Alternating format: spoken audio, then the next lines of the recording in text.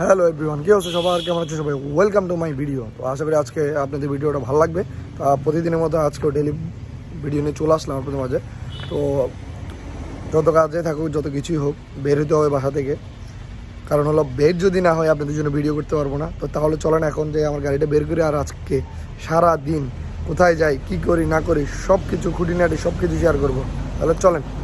তো চলে আসলাম পার্কিংয়ে আমার গাড়িটা বের করার জন্য। আজকে তেমন গাড়ি নেই, আজকে একটা গাড়ি আছে আর আমারটা আছে। তো আজকে একটু দেরি হয়ে গেছে, সেই জন্যই গাড়িটারি নাই। তো এখন গাড়িটাকে একটু ভালোভাবে মুছবো, মোছার পরে গাড়িটা স্টার্ট দিব, তারপরে চলে যাব। তো গাড়ি মোছা শেষ, গাড়ি স্টার্ট দিয়ে দিলাম। তাহলে এখন চলেন যাওয়া যাক, আমরা কোথায় যাই, কী করি না করি সব কিছু আজকে ভিডিওতে শেয়ার করবো। Let's go.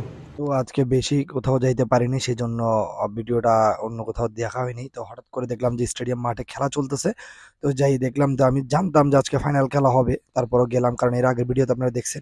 তো গিয়ে দেখতেছি ছেলেদের ফাইনাল খেলা না, ফাইনাল খেলাটা হচ্ছে মেয়েদের।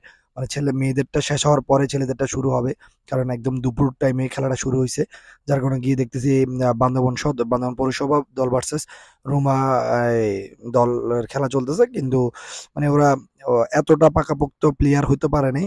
প্র্যাকটিসের একটা বিষয় আছে, যত প্র্যাকটিস করবে তত শিখবে।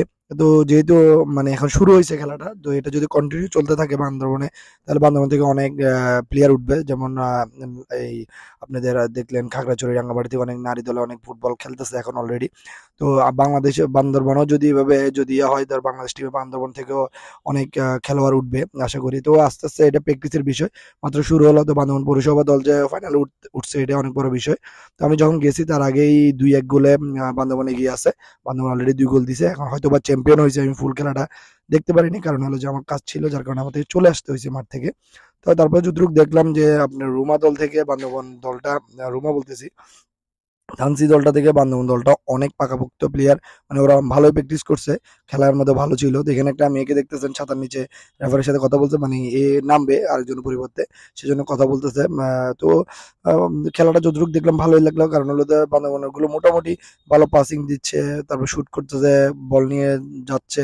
মানে বান্দরবানের দিকে আমি যতক্ষণ ছিলাম ততক্ষণ একটা বলও আসেনি গোল দেওয়ার জন্য, আমি একটা বলও দেখিনি।